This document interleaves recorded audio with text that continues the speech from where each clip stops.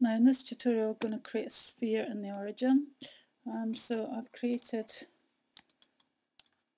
a globe, a sphere here, and I'm going to do another one. So I'll just move this one to the side and create another one in the origin.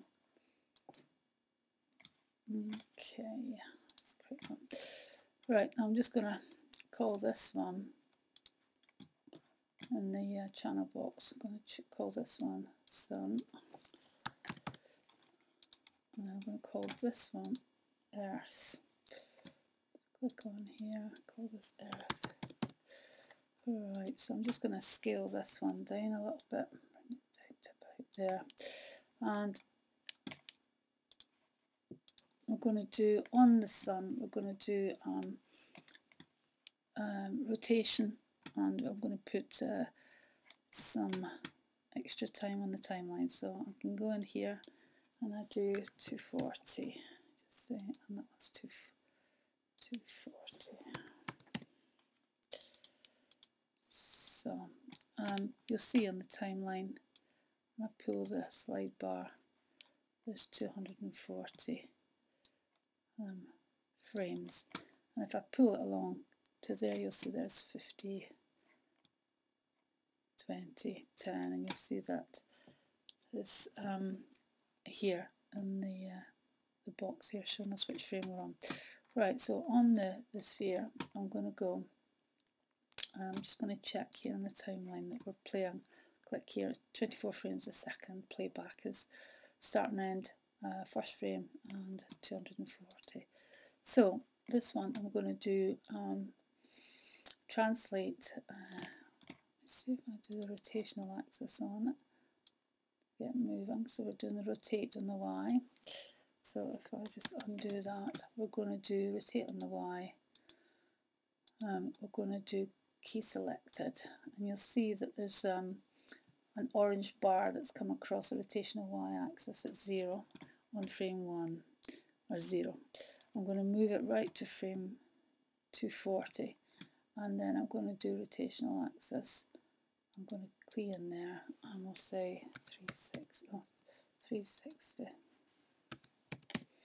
and then I'm just going to click on there, click off it, and you'll see another little red bar that says indicating there's a keyframe there. So as I move it back and forwards, it's going to rotate 360 degrees. So now what I'm going to do with this one, on the Earth, I'm going to make it rotate on its own axis. So again, it's 0, so I'm going to, another way of doing this is to do, click on the rotational Y, and in the animation section, animate, set key, and you'll see also another way of setting a keyframe. I'm going to drag this over to 240, and that I'm going to say 720, just say. Okay, so when I drag it backwards and forwards, you'll see that they're both moving but at different rotation rates. Now I'm going to, on the Earth, with this Earth selected, I'm going to go Edit and Group. And you'll see if I do the move, you'll see that the origin and the central pivoting axis of the group is going to be at the origin. So at the origin, we're going to rotate this. I have a keyframe for that at 0. Undo. I'm going to take it back to 0, and then I'm going to have rotational axis, key selected at the orange, at the origin, and put a keyframe there. I'm going to turn it here to 240. Now you'll see if I go like that, it will start moving the group around the Sun. So, and if I go here, it's going in the minus direction, and that's the direction I want it to move in. So I'm just going to go minus 270 here, key selected. So if I go back there and play it, the Earth is going round the Sun on that axis. Right, so now what I'm going to do is So the group of the sun, if I look into the outline, you see there's the group.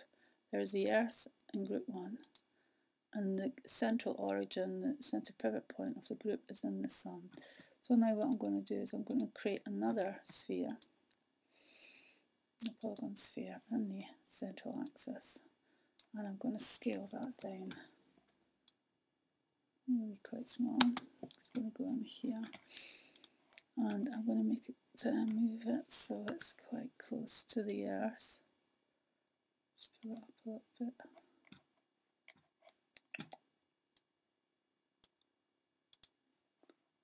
Up here, move it along, and scale it down a little bit again.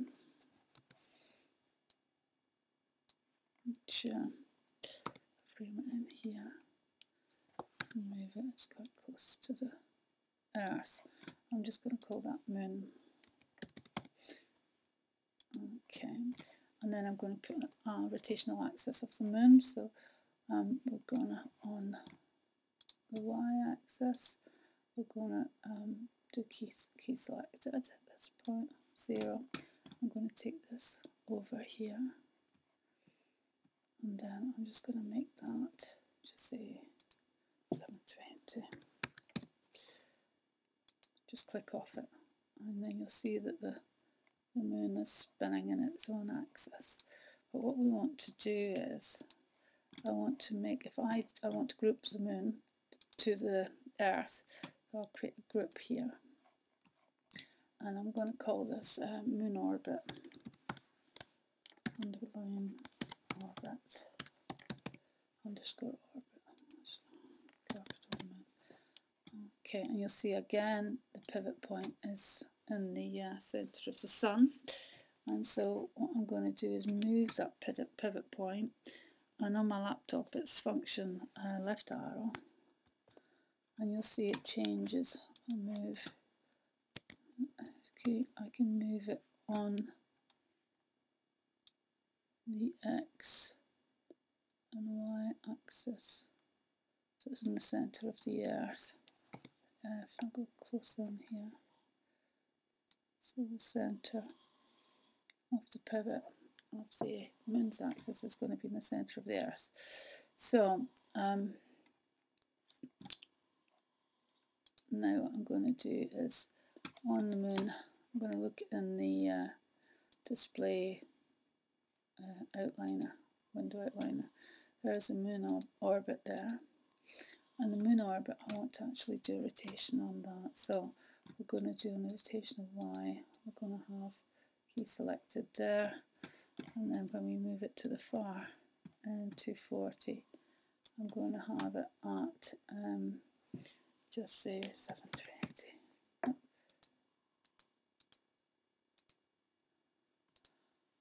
720.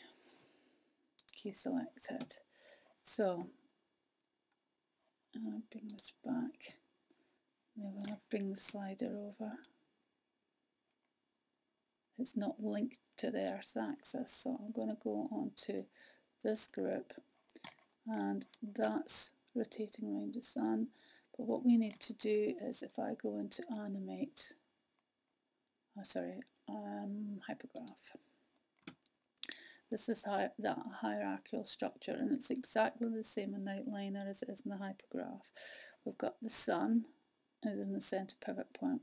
We've got the first group, which is moving around the sun and controlling the Earth, but we want the moon's orbit in the centre of the Earth, but we need that to be the child of the Earth. So I'm going to take the middle mouse button and drag it under there. So now this group here, which is the centre pivot points in the centre of the sun, will control the rotational axis of not only the Earth but also the moon and the grouping of the moons. So here we go, if we drag this along, just move this down a little bit, drag it along, we'll see that the Earth is going round the sun and the moon is going round the Earth.